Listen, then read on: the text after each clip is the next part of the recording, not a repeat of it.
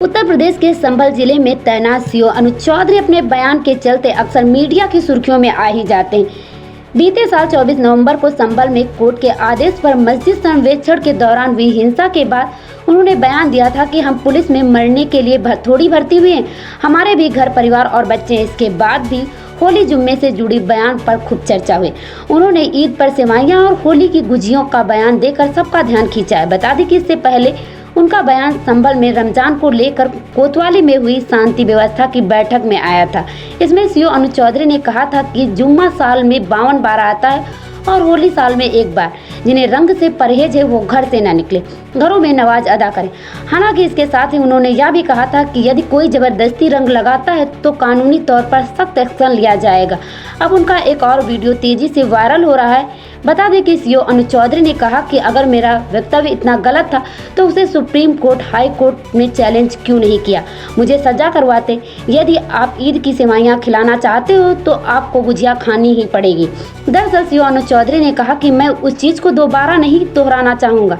अरे भाई, मैंने क्या कहा था? यदि किसी आदमी को मेरा वक्तव्य इतना गलत था तो उसे हाई कोर्ट, सुप्रीम कोर्ट में क्यों नहीं चैलेंज किया, मुझे सजा करवाते। यदि मेरा वक्तव्य इतना गलत था, मैंने हर चीज़ दोनों धर्म के लिए बराबर बोली।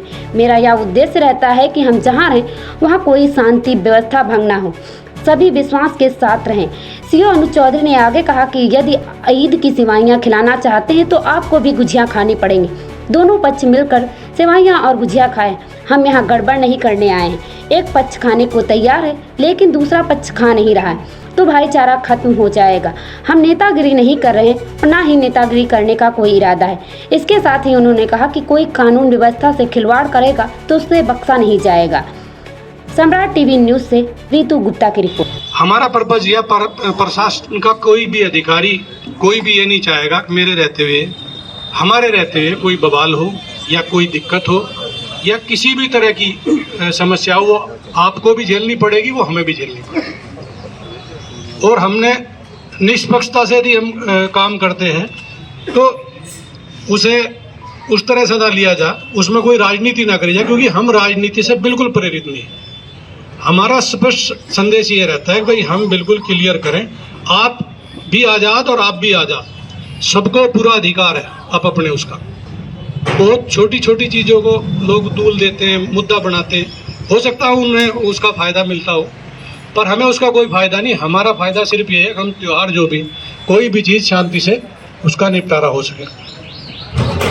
संभल की परिस्थिति, जैसे अभी पहले मीटिंग हुई थी, संभल की परिस्थिति पहले तो आपको ये समझना होगा, उस दिन सब मीटिंग में सब लोग थे, तो वो परिस्थिति बिल्कुल अलग है। संभल के अलावा किसी भी जिले में उत्तर प्रदेश के कोई बवाल नहीं हुआ 3 महीने पहले, तो नया था। और यदि आप कोई आरोप या प्रत्यारोप करता है तो दंगे में कितने लोग थे, पर एक भी आदमी बिना एविडेंस के, बिना उसके नहीं जा रहा, क्योंकि नेम्ड तो 2500 है। तो यहाँ भी ऐसा नहीं है कि भाई किसी के साथ गलत किया जा रहा हो। एक एक चीज़ देख के की जा रही है, उसको दिखाया जा रहा है, तेरा फोटो है, तेरा ये है, तेरा ये है। ये बात सही है। यदि नहीं तो क्या आप इस चीज़ को मानते हो कि भाई हर आदमी, यदि कैमरे में फोटो 20 आदमी के आ सकते हैं, 50 के, 100 के आ सकते हैं, जो पीछे भीड़ है उसके फोटो कैमरे में आ जाएंगे क्या? सब तो नहीं आ सकते ना कैमरे में। तो ऐसे कितने लोग हैं जो वहाँ थे, तो उस पर तो हमने तो ऐसा नहीं करा कि भाई आइडिया लगा के उठा के बंद कर दिया हो। सबका ध्यान रखा जा रहा है। और जो पक्षपात का जो आरोप लगाते हैं या जो भी लगा रहे हैं, हमारा मकसद ये है कि भाई हर आदमी स्वतंत्र है, वो अपने तरीके से अपने त्यौहार को मनाने के लिए स्वतंत्र है। मैं उस चीज़ को दोबारा नहीं दोहराना चाहूँगा कि भाई मैंने क्या कहा था, पर किसी भी एक आदमी ने यदि मेरा वक्तव्य इतना गलत था तो वो उसे हाई कोर्ट में, सुप्रीम कोर्ट में क्यों चैलेंज नहीं किया, मुझे सजा करवाते। यदि मेरा वक्तव्य इतना गलत था, क्योंकि मैंने कुछ गलत, मतलब हर चीज़ दोनों धर्म के लिए बराबर बोली, और यही उद्देश्य रहता है हमेशा कि भाई हम अपने जहां हम रहें, हम वहां कोई इस तरह की शांति व्यवस्था भंग ना हो। तो आप सब विश्वास के साथ रहें भाई, ऐसा कोई किसी के साथ कुछ वो नहीं होगा, पर हर आदमी को अपना अपना अधिकार है। पर आप यदि ईद की सिवैयाँ खिलाना चाहते हो तो आपको गुजिया भी खानी पड़ेगी, ये गुजिया खावा हम सिवई ये सिवैया, तो दोनों पक्ष खावें।